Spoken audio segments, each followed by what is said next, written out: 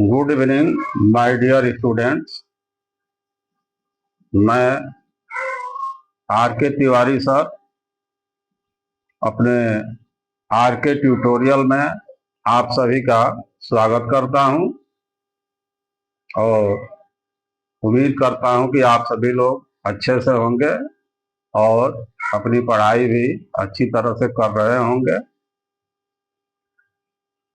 मैं आज आप लोगों के सामने यह एनसीईआरटी का हिंदी माध्यम पर आधारित संख्या पद्धति का चौथा पार्ट लेकर आया हूं। इससे पहले आप लोग इसके 3 वीडियो देख चुके हैं, जिसमें आप लोगों को प्राकृतिक संख्या यानी नेचुरल नंबर, पूर्ण संख्या यानी होल नंबर्स और इसके बाद इंटीजर्स अर्थात पूर्णांक, और पूर्णांक के बाद हम परिमेय संख्या यानी रेशनल नंबर से आप लोगों का परिचय करा चुके हैं और उस पर बेस्ड एक्सरसाइज 1.1 भी सॉल्व करा चुके हैं। तो आप लोग पिछले वीडियो को बार बार देखते हुए पढ़ाई गई बातों को अपने माइंड में हमेशा कंसीडर करते हुए आगे की वीडियो देखने का प्रयास करेंगे और एक दूसरे से लिंक करते हुए देखेंगे तो बातें अच्छी तरह से समझ में आएंगी, जो आप लोगों के भविष्य के लिए लाभदायक सिद्ध होगा। तो हम लोग अपने पॉइंट पर आए। जो हमने पिछले क्लास में संख्या रेखा बनाया, संख्या रेखा पर इस तरह से 0 से इधर प्राकृतिक संख्याएं, 0 को सम्मिलित कर लिए तो पूर्ण संख्याएं, इन ऋणात्मक पूर्णांकों को भी सम्मिलित कर लिए तो पूर्णांकों का समूह मिला, और इस पूर्णांकों में ये दो पूर्णांकों के बीच के जो नंबर्स को भी इंक्लूड कर लिए। जैसा कि बताए हैं हम कि इस नंबर लाइन या संख्या रेखा का एक एक पॉइंट एक एक संख्या को प्रदर्शित करता है, डिनोट करता है। तो इस दो पूर्णांकों के बीच के भी ऐसे नंबर हम इंक्लूड किए जिनको हम P/Q के फॉर्म में लिख सकते हैं, जहां P और Q दोनों ही पूर्णांक हैं तथा Q शून्य नहीं है। ऐसे कंडीशन को फॉलो करते हुए जितनी भी संख्याएं हमको मिली, उन सबको मिला जुला करके जो एक संख्याओं का ग्रुप मिला, हमें एक समूह मिला, जिस समूह का नाम हम परिमेय संख्या या रेशनल नंबर से जानते हैं। और इसके बाद बच्चों, जब ये बात बार बार रिपीट की जा रही है, दोहराई जा रही है कि इन पूर्णांकों के बीच की संख्या है, तो हम जानते हैं कि ये 2 क्रमागत पूर्णांकों के बीच में असंख्य बिंदु हैं, और असंख्य बिंदु हैं तो ये असंख्य संख्याएं भी हैं जो 2 पूर्णांकों के बीच में आती हैं। इसमें से हम उन संख्याओं को तो चुन लिए हैं जिन्हें हम P/Q के रूप में लिख सकते हैं, जहां P और Q दोनों ही पूर्णांक हैं और Q शून्य नहीं है, और इस प्रकार हम परिमेय संख्या का समूह प्राप्त कर चुके हैं। अब प्रश्न यह है कि क्या इतने से ही हम इस संख्या रेखा पर प्रदर्शित सभी संख्याओं को समझ चुके हैं? क्या इस संख्या रेखा यानी नंबर लाइन पर इतने ही नंबर हैं जिनको हम कह सकें कि इस जीरो से इधर वाले नेचुरल नंबर हैं, प्राकृतिक संख्या है, जीरो सहित ये सब संख्याएं पूर्ण संख्या हैं। इधर के ऋणात्मक पूर्णांकों को सम्मिलित कर लिए तो पूर्णांक बन गए, और पूर्णांकों के साथ साथ जो ये बीच बीच वाली जो संख्याएं हैं जो परिमेय संख्या के डिफिनीशन को सेटिस्फाई करती हैं, परिमेय संख्या की परिभाषा पर सही उतरती हैं, इन संख्याओं को सम्मिलित करके जो हम परिमेय संख्या नामक समूह प्राप्त किए, तो क्या इस संख्या रेखा पर की सारी संख्याओं को हम समझ चुके हैं, जान चुके हैं? क्या इन सारी संख्याओं के विषय में हम पढ़ चुके हैं? तो ऐसा नहीं है बच्चों, अभी भी अपरिमित रूप से इस दो दो पूर्णांकों के बीच बीच में ऐसी संख्याएं हैं जिनका अध्ययन हम नहीं कर पाए हैं, और आज हम लोग इन्हीं संख्याओं के बारे में अपनी स्टडी शुरू करेंगे। तो प्रश्न ये उठता है कि आखिरकार परिमेय संख्याओं के बाद वो कौन सी ऐसी संख्याएं हैं जो अभी भी इस संख्या रेखा पर हैं, लेकिन हम उनको समझ नहीं पाए हैं, उनके बारे में हम अध्ययन नहीं कर पाए हैं। तो यहाँ जो भी हमारा रेशनल नंबर यानी परिमेय संख्या का डिफिनीशन है, उसी डिफिनीशन में थोड़ा सा हम संशोधन करेंगे, और मात्र एक शब्द का उसमें संशोधन करेंगे, तो ये छूटी हुई संख्याएं भी हमारे सामने आ जाएंगी। और वह क्या संशोधन है, इसके लिए ध्यान देना। यहाँ हेडिंग लग चुका है अपरिमेय संख्याएं यानी इरेशनल नंबर। तो यहाँ हम परिभाषा में लिखेंगे कि ऐसी संख्याएं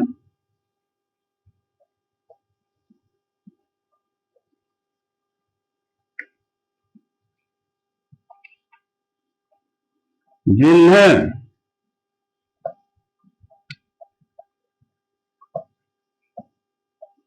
P/Q के रूप में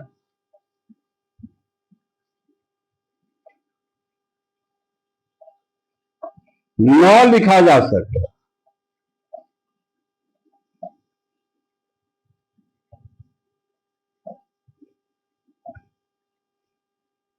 जहां P और Q दोनों ही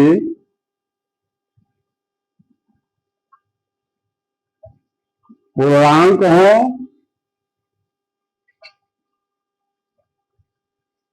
तथा Q शून्य न हो।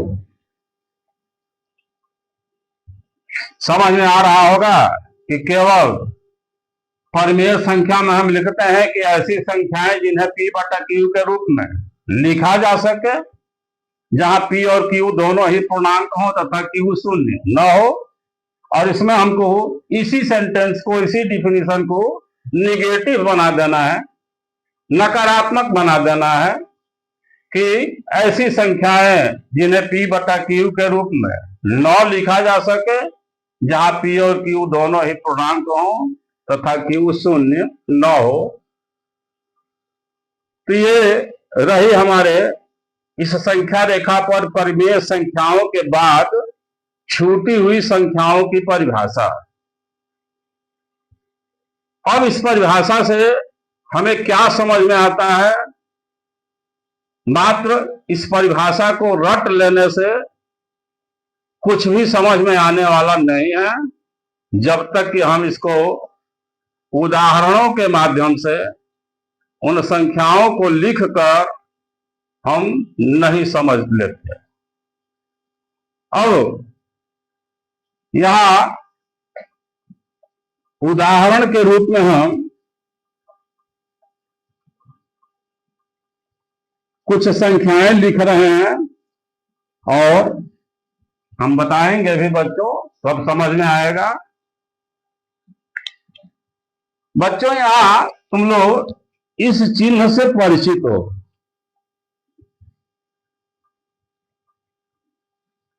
जिसको हम हिंदी में करणी कहते हैं।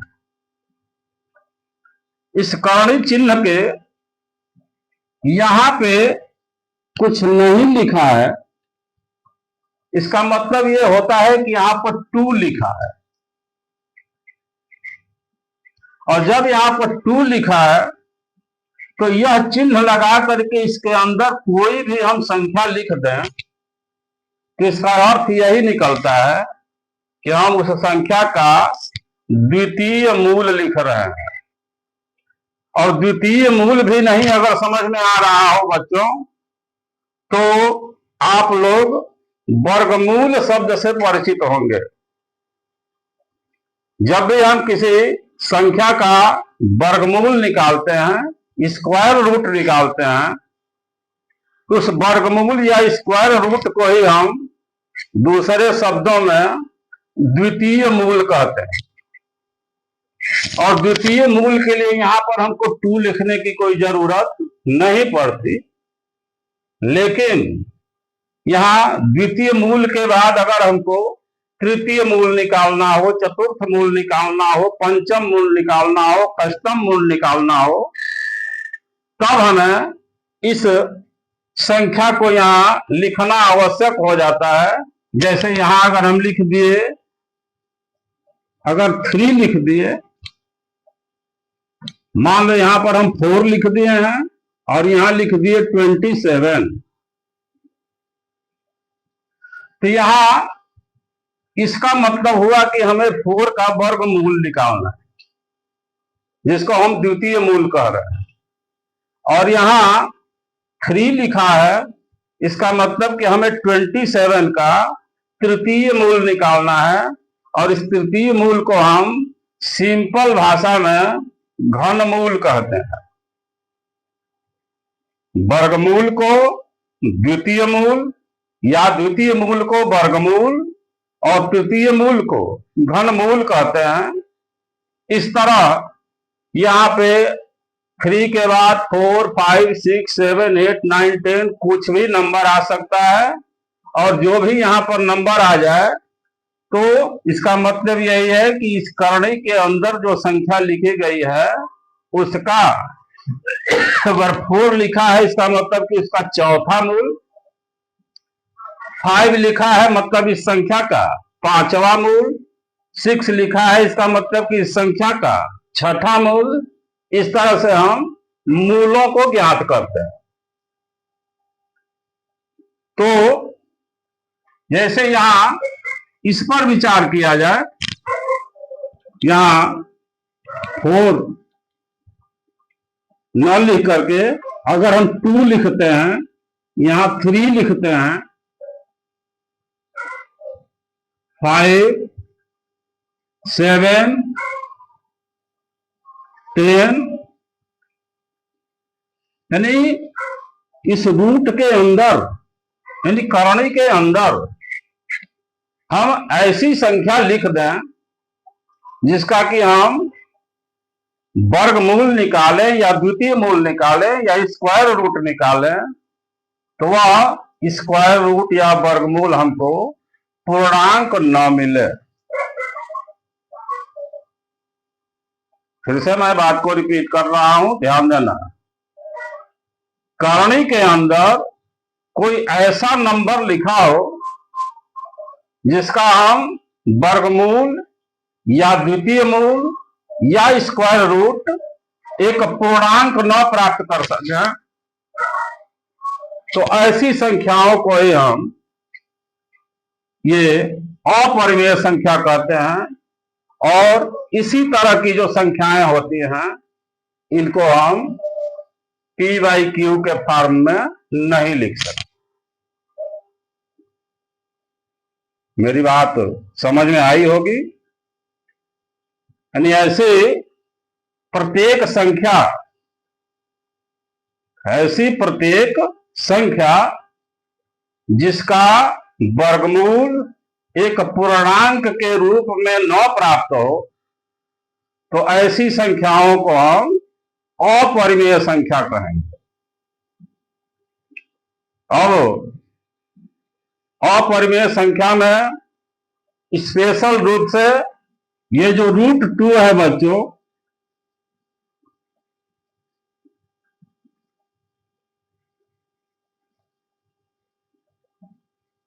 इस √2 को एक अपरिमेय संख्या के रूप में हम लोगों के सामने एक पाइथागोरस नाम के गणितज्ञ थे, उनके अनुयायियों ने यह सिद्ध करके बताया कि √2 एक अपरिमेय संख्या है।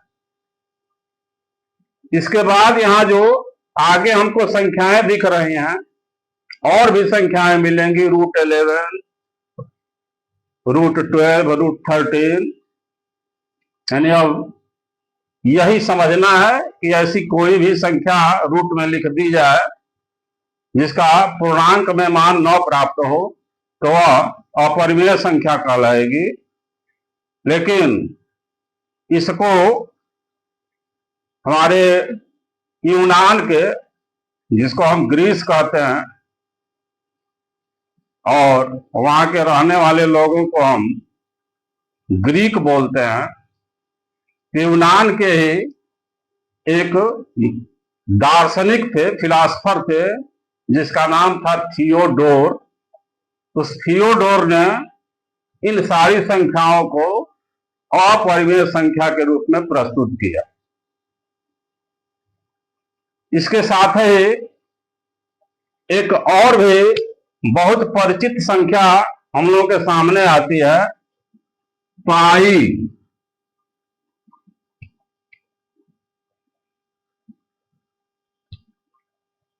इस पाई का मान भी दशमलव के 180 स्थानों तक निकाला गया था, फिर भी इसका कंप्लीट पूर्ण रूप से मान नहीं मिल पाया। तो इस पाई को भी हम अपरिमेय संख्या कहते हैं।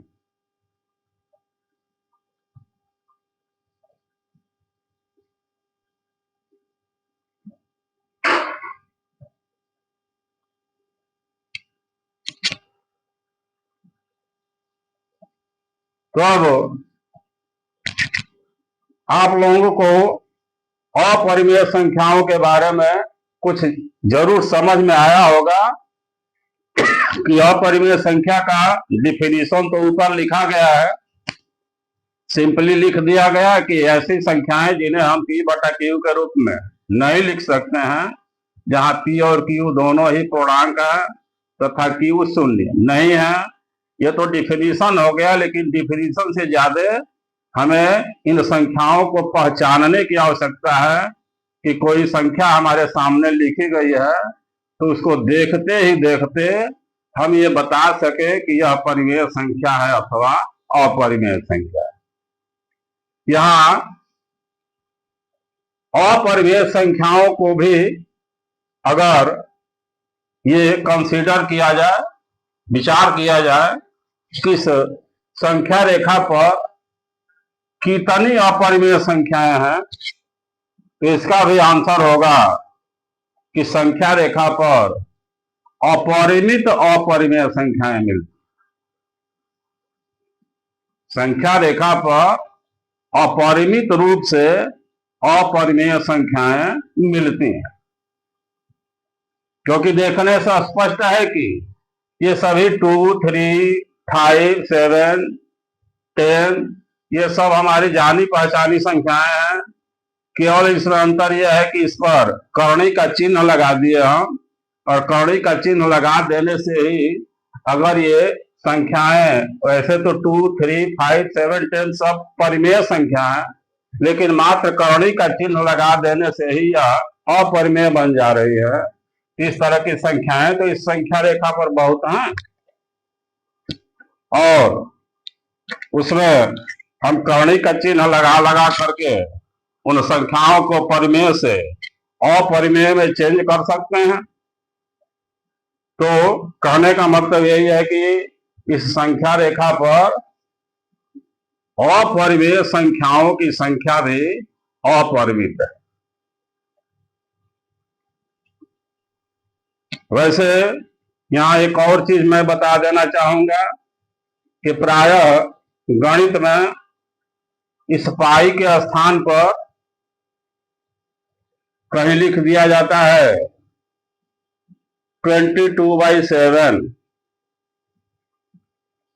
अब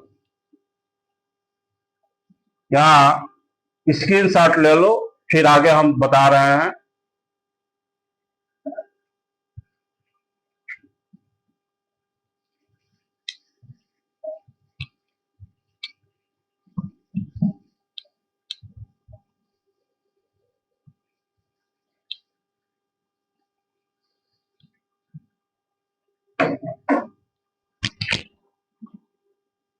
अगर पाई लिखा है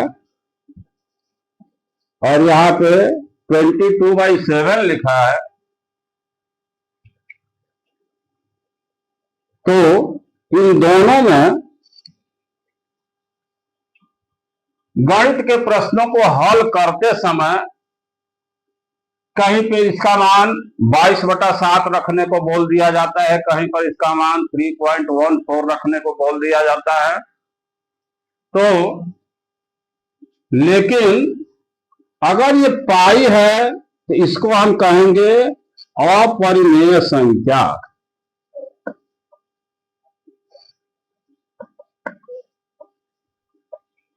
लेकिन अगर इसी पाई का मान हम 22/7 लिख देते हैं तो यह अपरिमेय नहीं बल्कि एक परिमेय संख्या हो जाएगी।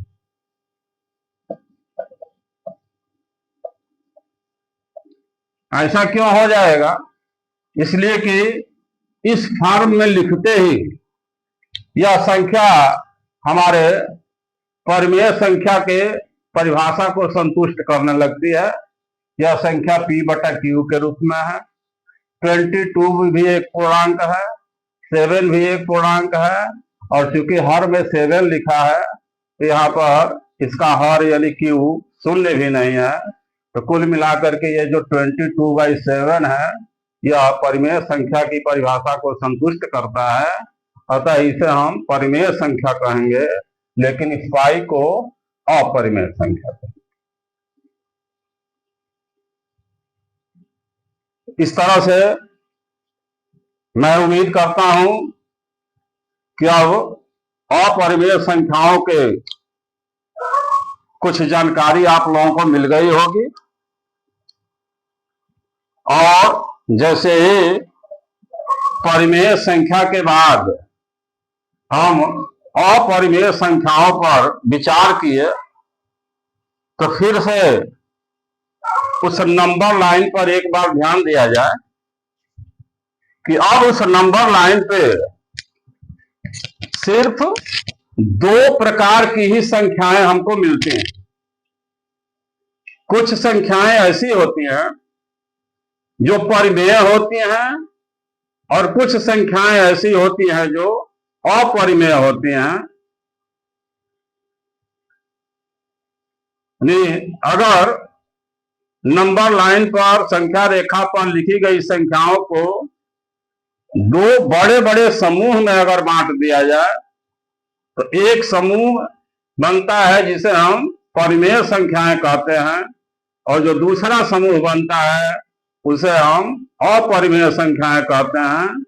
और जब इन दोनों संख्याओं को ही इंक्लूड करके नंबर लाइन यानी संख्या रेखा पर लिखी गई सारी संख्याओं को एक साथ सम्मिलित रूप से हम बोलते हैं तो उन संख्याओं को हम कहते हैं वास्तविक संख्या।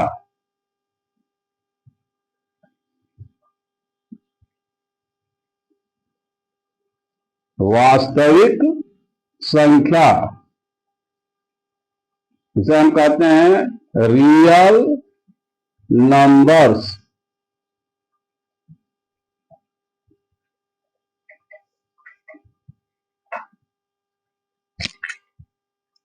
वास्तविक संख्या यानी रियल नंबर,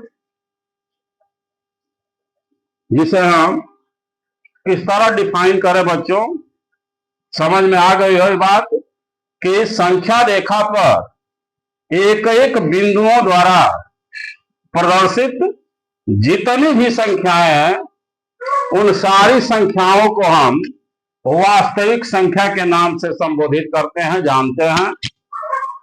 अब इस वास्तविक संख्या में दो बड़े समूह मिलते हैं। एक समूह को हम परिमेय संख्या कहते हैं और दूसरे समूह को अपरिमेय संख्या कहते हैं, और इन दोनों समूहों को एक में सम्मिलित करके हम संख्या के सबसे बड़े समूह का नाम वास्तविक संख्या रखते हैं। और इसके बारे में भी अगर पूछा जाए कि संख्या रेखा पर कितनी वास्तविक संख्याएं हैं, तो इसका भी आंसर यही होगा कि संख्या रेखा का प्रत्येक बिंदु एक वास्तविक संख्या को प्रदर्शित करता है, या इसी को हम इस तरह भी बोल सकते हैं कि प्रत्येक वास्तविक संख्या संख्या रेखा के एक बिंदु द्वारा प्रदर्शित होती है। तो इसको हम इस तरह डिफाइन कर सकते हैं कि संख्या रेखा पर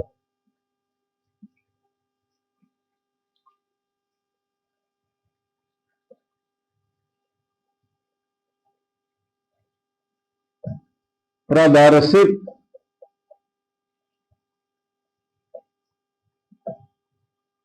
प्रत्येक संख्या एक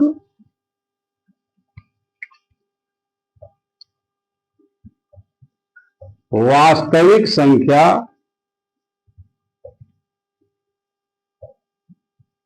होती है।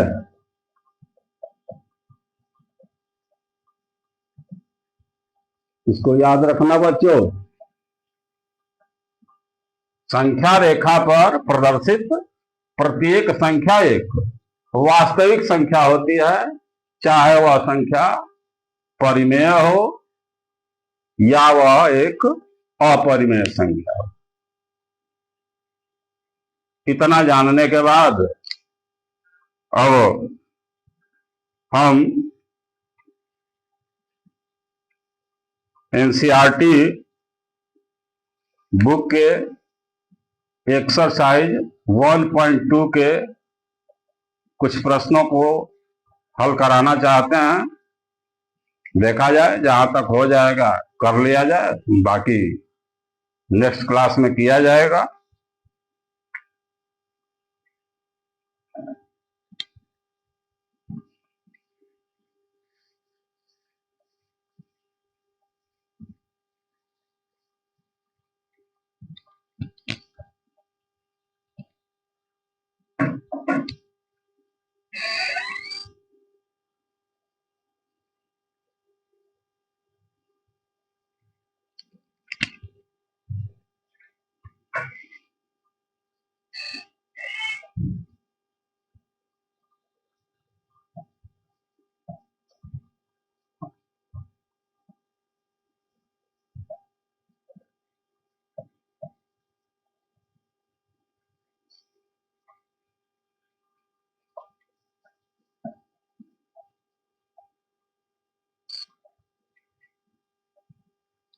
क्वेश्चन फर्स्ट है इसका कि नीचे दिए गए कथन सत्य है या असत्य है, कारण के साथ अपने उत्तर दीजिए।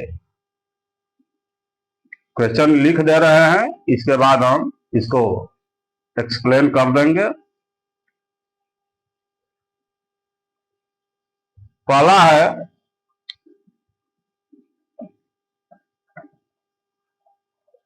प्रत्येक अपरिमेय संख्या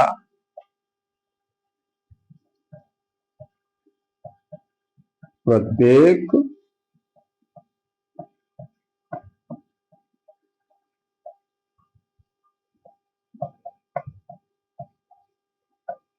अपरिमेय संख्या एक वास्तविक संख्या होती है।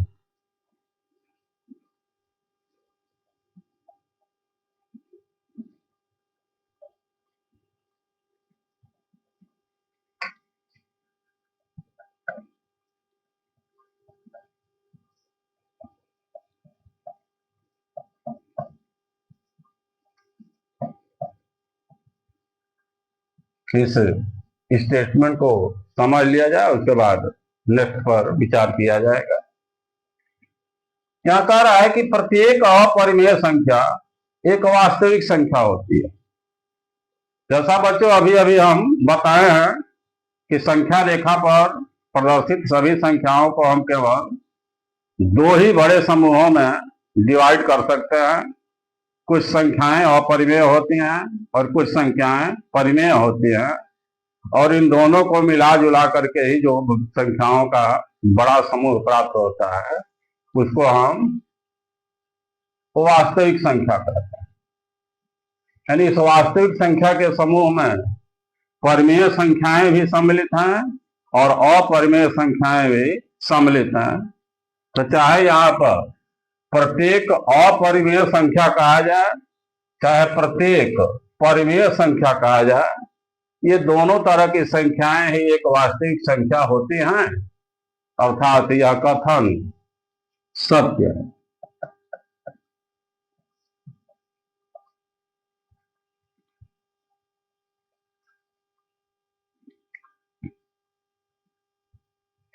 सेकंड है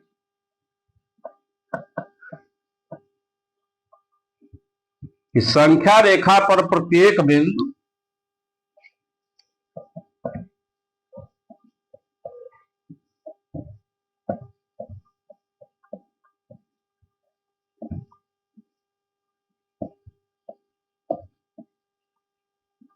संख्या रेखा पर प्रत्येक बिंदु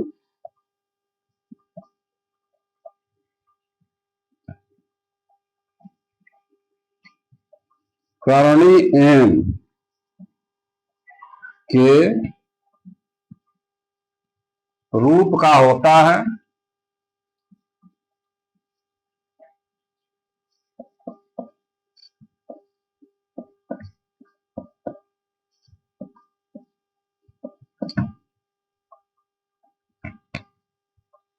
जहां एम एक प्राकृत संख्या है।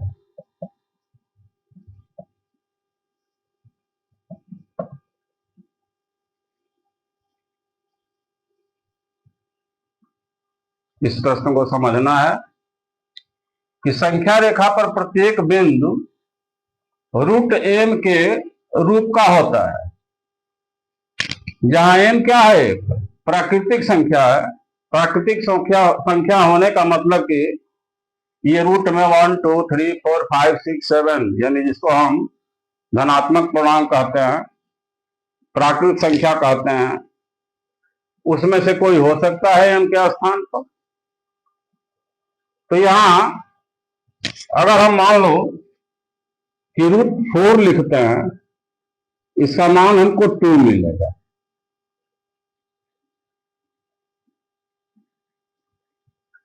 अगर हम रूट 9 लिखते हैं, इसका मान हमें 3 मिलेगा, क्योंकि 4 का वर्गमूल 2 होता है, 9 का वर्गमूल 3 होता है।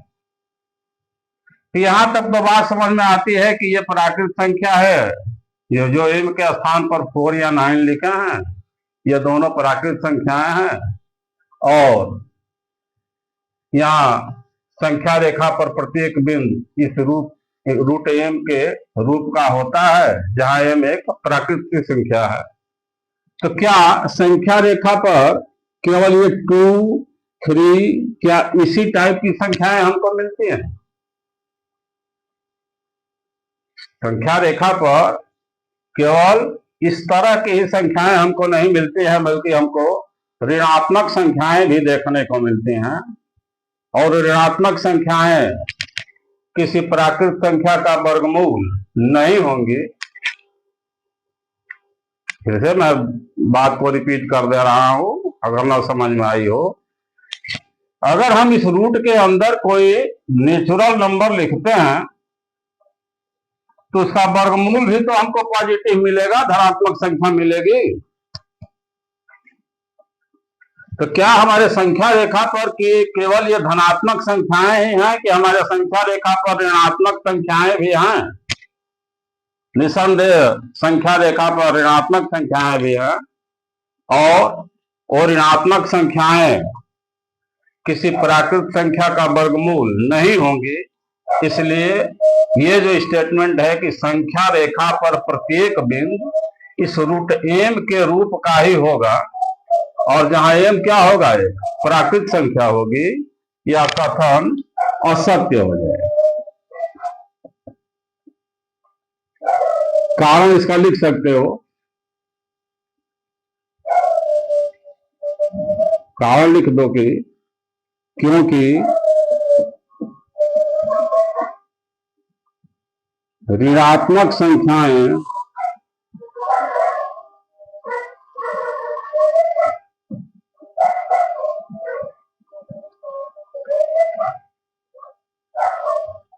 रूट एम का मान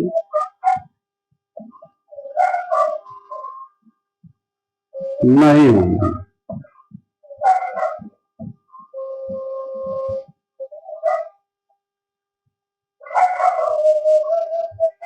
मैं आशा करता हूं कि ये समझ में आ गया होगा। नेक्स्ट स्टेटमेंट पर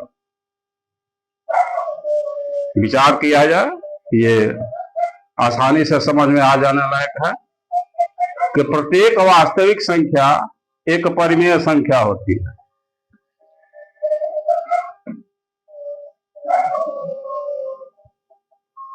प्रत्येक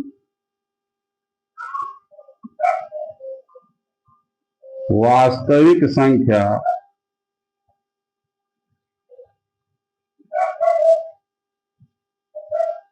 एक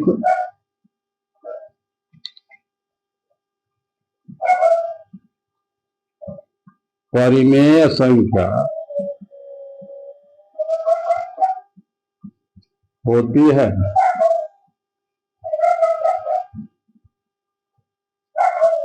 अभी हम बताए हैं, बार बार एक ही स्टेटमेंट रिपीट करना पड़ रहा है कि संख्या रेखा पर परिमेय संख्याएं भी होती हैं और अपरिमेय संख्याएं होती हैं, और इन दोनों का मिला जुला रूप ही वास्तविक संख्या कहलाता है। अब अगर कह दिया जाए कि प्रत्येक वास्तविक संख्या एक परिमेय संख्या होती है, तो क्या केवल परिमेय संख्याएं ही वास्तविक संख्या होती हैं? नहीं, इस वास्तविक संख्या के समूह में परिमेय संख्याओं के साथ साथ अपरिमेय संख्याएं भी होती हैं। अतः यह स्टेटमेंट यहां पर दो तरह से प्रश्न किया जा सकता है। अभी जो लिखा गया है कि प्रत्येक वास्तविक संख्या एक परिमेय संख्या होती है, यह भी असत्य होगा। और अगर यहाँ पर अपरिमेय करके पूछा जाए कि प्रत्येक वास्तविक संख्या एक अपरिमेय संख्या होती है, वह कथन भी असत्य ही होगा। और क्यों होगा, इसका कारण क्या होगा, यहाँ हम उत्तर देंगे असत्य। और कारण क्या बताएंगे, कारण बताएंगे कि वास्तविक संख्याएं